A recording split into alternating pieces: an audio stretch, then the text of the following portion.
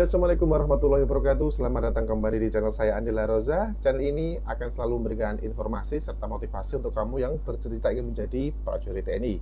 Dan senang sekali kembali hari ini saya bisa menyapa adik-adik semuanya.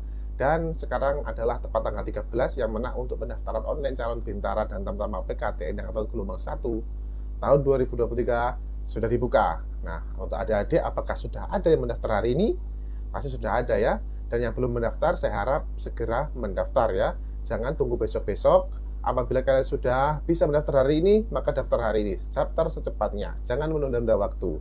Dan dalam video kali ini kita akan membahas tentang materi seleksi penerimaan calon bintara PK TNI Angkatan Gelombang 1 tahun 2023. Nah, untuk kalian terutama yang baru pertama mendaftar dan belum tahu apa saja sih materi seleksinya dan seperti apa sih seleksinya tersebut, kita akan membahas lengkapnya di dalam video ini. Jangan di-skip agar tidak gagal paham. Cekidot.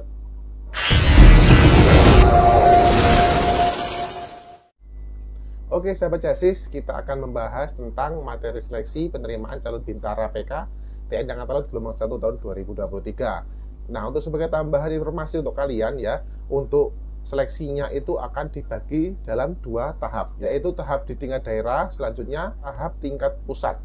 Untuk tingkat daerah ini akan menggunakan sistem gugur ya. Apabila kalian gagal dalam satu materi saja, maka kalian tidak akan bisa melanjutkan untuk materi yang selanjutnya. Beda halnya dengan di seleksi tingkat pusat. Untuk seleksi tingkat pusat itu kalian akan melaksanakan semua materi seleksi, kemudian akan diumumkan setelah kalian melaksanakan sidang pantokhir pusat. Ya, untuk materinya apa saja, kita akan membahasnya. Yang pertama adalah materi seleksi di tingkat daerah ya, teman-teman.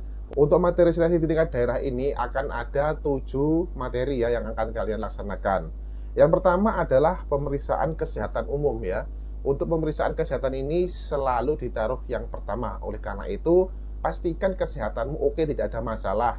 Nah, kalau perlu kalian laksanakan general check up agar kalian benar-benar mengetahui kondisi kesehatan kalian yang sebenar-benarnya. Untuk kesehatan ini biasanya ya akan dibagi dalam dua tahapan. Yang pertama adalah kesehatan 1, itu akan dicek kesehatan tubuh kalian bagian luar. Kemudian untuk kesehatan 2, itu akan dicek kesehatan tubuh kalian bagian dalam. Oke, lanjut. Yang kedua adalah pemeriksaan psikologi. Sama halnya dengan tes kesehatan tadi. Untuk tes psikologi ini biasanya juga akan dibagi dalam dua tahapan, yaitu tahap psiko 1 dan psiko 2. Untuk materi-materinya sangat banyak sekali ya teman-teman untuk psiko ini. Jadi saya harap kalian belajar di rumah ya. Kalau belum tahu seperti apa modelnya, kalian bisa mencari referensi-referensi di internet. Karena sudah banyak dibahas tentang materi seleksi psikologi ini. Lanjut, yang ketiga adalah pemeriksaan mental ideologi. Untuk mental ideologi ini kalian dituntut untuk mengetahui wawasan kebangsaan terutama ya, kemudian Pancasila dan selanjutnya undang-undang dan juga isu-isu yang sedang berkembang saat ini. Itu adalah kisi-kisinya. Untuk mental ideologi ini biasanya juga akan dibagi dalam dua tahapan. Yang pertama adalah MI tulis, kemudian yang kedua wawancara. Jadi kalian saat tulis itu akan menjawab pertanyaan, kemudian setelah itu kalian juga ada wawancara dan menjawab pertanyaan dalam bentuk wawancara.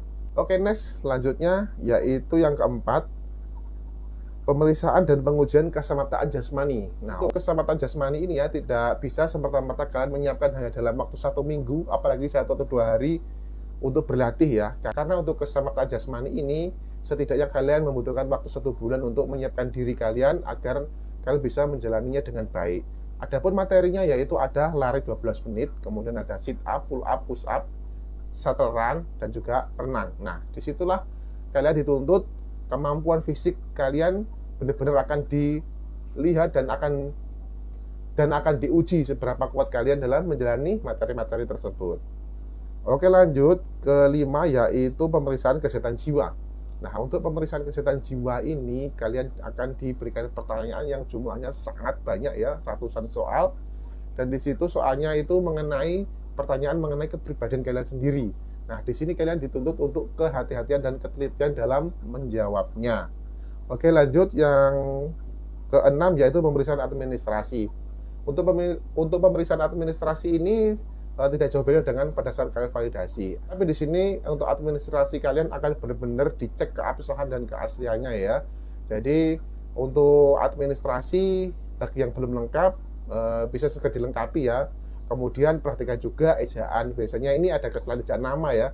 untuk ijazah, SD, SMP, sampai SMA, kemudian KTP, KK, akte itu pastikan ejaan nama kalian itu sama, tanggal lahirnya pun sama, tidak ada perbedaan penulisan.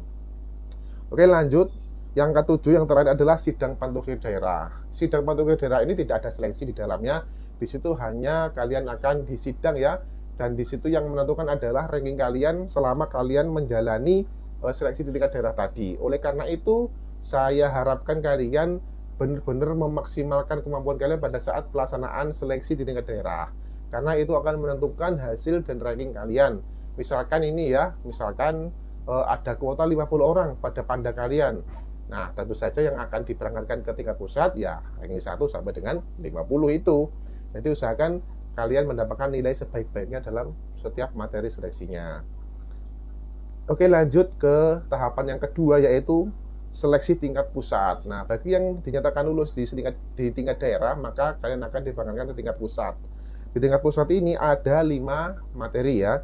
Yang pertama ada pemeriksaan kesehatan umum. Nah, untuk pemeriksaan kesehatan umum ini tidak jauh beda alias sama dengan di tingkat daerah. Kalian akan dicek kesehatan kalian mulai dari ujung kaki sampai dengan ujung kepala. Selanjutnya pemeriksaan dan pengujian keselamatan jasmani. Nah, untuk jasmani ini juga sama seperti tingkat daerah, materinya pun sama.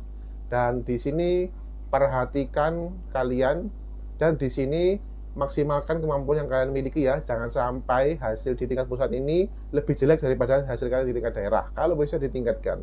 Selanjutnya yang ketiga adalah uji akademik, yaitu meliputi matematika, bahasa Indonesia, dan PPKN. Nah, ini saya rasa tidak ada masalah ya, karena di sekolah kan sudah ada materi pelajaran ini, silakan dipelajari kembali. Kemudian yang keempat ada pemeriksaan administrasi, dan ini juga sama seperti tingkat daerah, kalian akan dicek kembali kelengkapan administrasi kalian. Selanjutnya yang terakhir, yang kelima adalah sidang pantukir pusat. Nah, untuk sidang pantukir pusat ini kalian akan ditentukan siapa-siapa saja yang berhak dan lulus untuk mengikuti pendidikan. Jadi hasil dari seluruh rangkaian seleksi kalian ini akan ditentukan pada saat sidang pantukir pusat. Jadi maksimalkan setiap kesempatan yang ada, setiap materi seleksi yang kalian lalui, maksimalkan semaksimal mungkin agar kalian mendapatkan ranking yang bagus dan kalian bisa mendapatkan hasil diterima dan berangkat pendidikan. Nah, semoga informasi ini bisa bermanfaat untuk adik-adik semuanya. Jangan lupa like, comment, subscribe-nya agar kalian selalu mendapatkan update informasi terbaru seputar penerimaan prajurit TNI. Dan sampai berjumpa kembali. Assalamualaikum warahmatullahi wabarakatuh. Salam komando.